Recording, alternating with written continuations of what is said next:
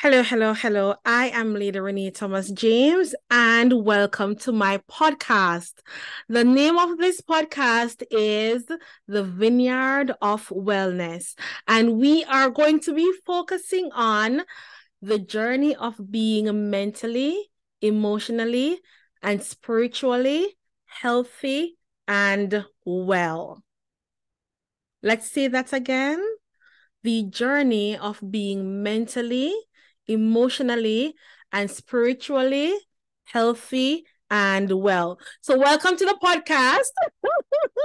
Welcome to the Vineyard of Wellness. Today, we want to talk about the definition of being a mentally, emotionally, spiritually well-being. It's a journey, not a destination. Now, I want to give you a short story of how I got here.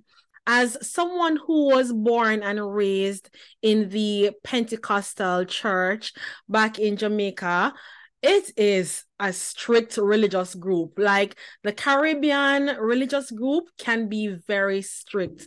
And I like that it's strict. However, what I don't like that it can be too strict to the point where we are too religious and we are not practical.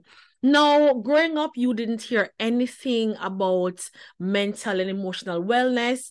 All you heard about was, okay, religiosity, if that's a word. You heard more about religion and spirituality than you heard about your mental and emotional, your physical being, right? Of course, I had questions because growing up, you're like, you feel a certain way, certain things are happening to you, but you don't know what. You can't put it into context. You're unable to say what that might be. And guess what? There is nobody to talk to you about it. Fast forward to being 21 when I had my first child and experiencing postpartum depression. I had my first child when I was still at home. My mother never left me alone with the baby. As much as she possibly could, she was with us. And I used to wonder, okay, why? Until one night, she wasn't home, the baby was screaming, and I'm like, I cannot touch this child. Like, I cannot. Like, I was confused. I was crying. I was like, what is happening? And I couldn't put that in words, what was happening. And of course, my mom, what happened was she heard the baby she was coming home from church. Let me take a sip.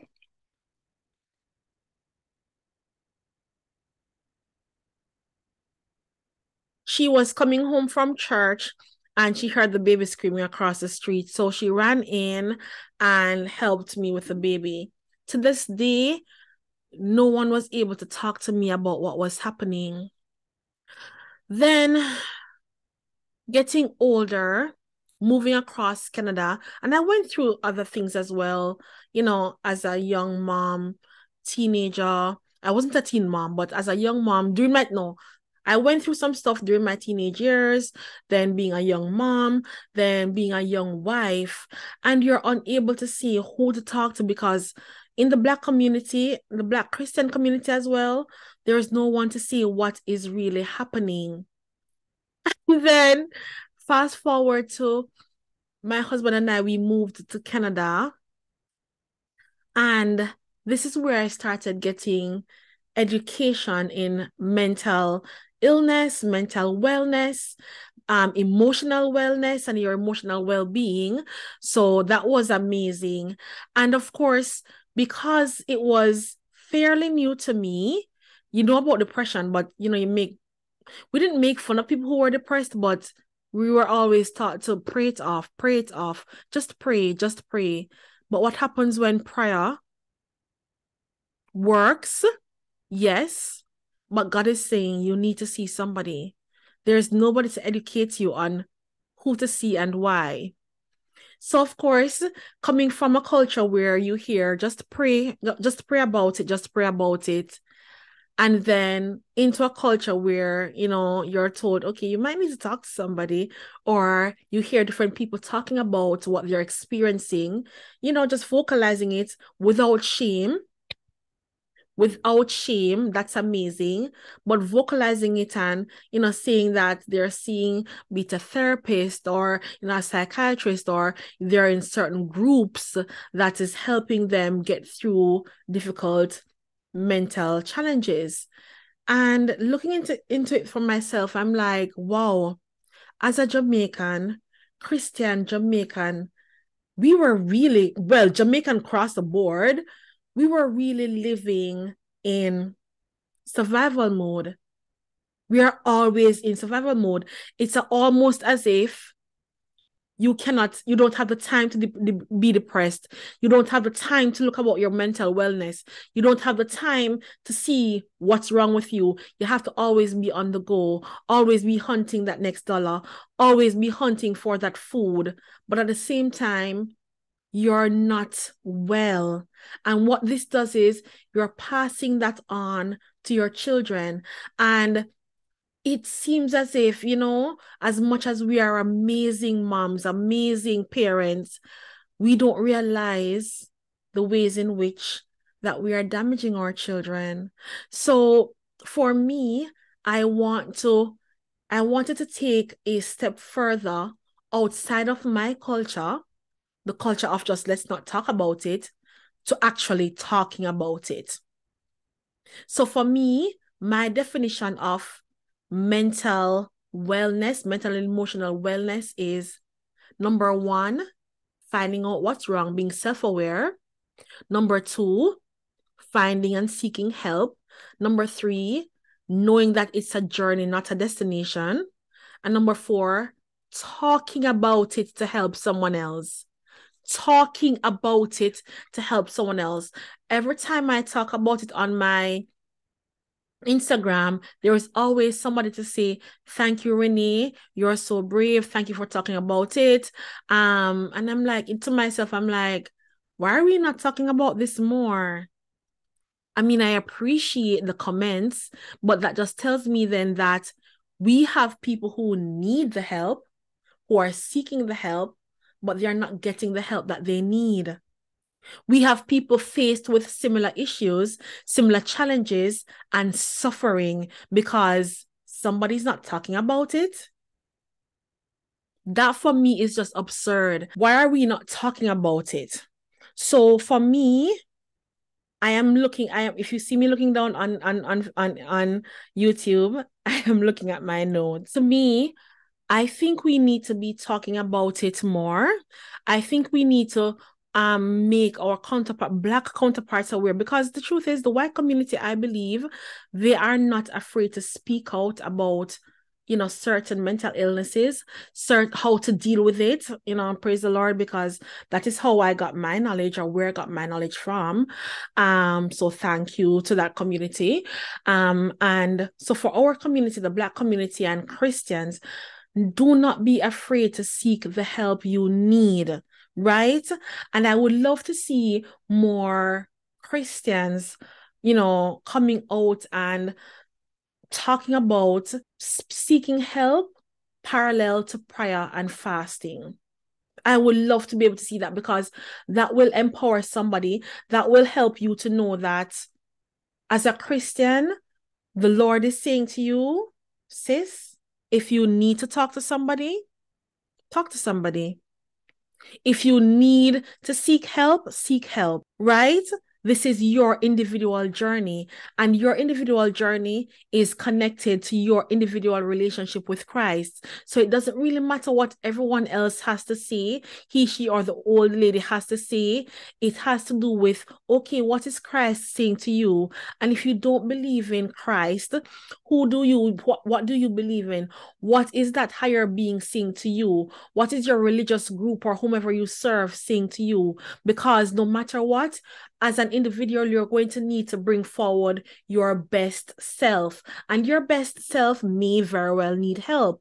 Your best self to bring forth, kindness, abundance, love, joy, the beauty in a home, the beauty as a parent, the beauty as a parent friend. Because look, we need to be friends to these kids. Yes, we understand the line that enough parenting and friendship, but we need to be somebody that our children can come to and feel as if they are able to talk to without feeling as if they can't speak to us about anything, right? Your individual wellness journey, I would like to see you setting up boundaries. I would like to see you work towards living a lifestyle of wellness and less hustle and bustle, less rat race, less survival mode. I would like to see you taking the time and a step back to just see yourself, see who you are, nurture your inner self, your inner being. I would like to see you implement routines. Work on your mental, your spiritual, your emotional wellness. One routine at a time. Work on that, let's say, over a period of 6 to 8 weeks. Make it a habit within 90 days. I know they say 21 days to become a habit. Girl, no. Work on that for about 6 to 8 weeks. Right? 90 days, that's about 12 weeks.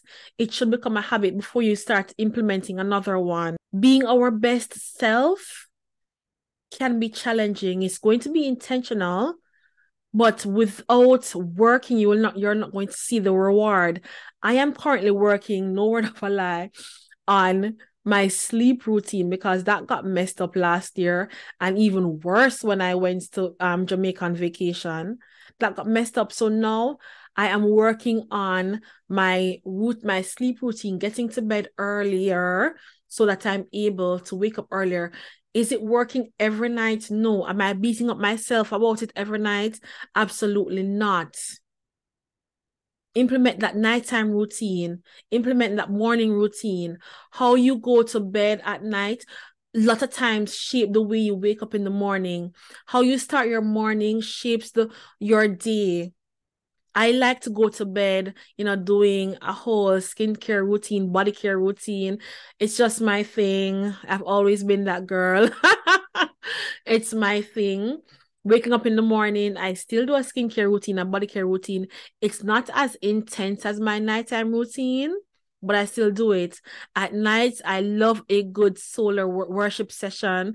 I love to meditate because I might not be able to meditate in the morning. I try, but my meditation at night works best for sure. My solo worship session works best at night for sure. What works for you? Find that routine to be on your way to a better you, a better self, a better mentally, spiritually, emotional being. What can you do today to set yourself up for success in those areas? Sometimes we think about success, we think about it in the workplace or at school, right? We think about it in our relationships, but we don't think about it when it comes on to self. Why is that so? Why is it that we are always on the back burner? Let me tell you something.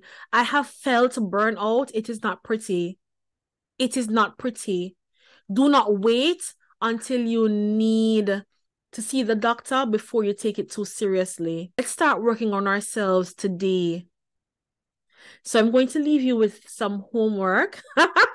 Yes, I'm going to leave you with some homework. And that homework is, I want you to use the next 6 to 8 weeks to implement one routine. One routine. It could be a nighttime routine. It could be reading, or implement one habit rather. So it could be a nighttime routine as a habit. It could be reading. It could be a worship session. It could be meditation. It could be doing your daily devotion. It could be stretching. It could be working out. Just one. I want you to choose that one habit that you want to implement into your routine. And let's start working on that now. For me, I'm currently working on going to bed earlier, a sleep schedule. And also parallel to that, I have been working on, getting more reading done. I love my worship sessions. That's a part of my routine. So whatever it is that you can find to give yourself a better you owe that to yourself.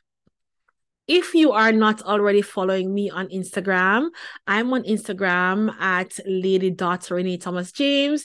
You can also find me on YouTube at Lady Renae Thomas James. Thank you for listening, and I'll see you next week at the same time. Bye-bye.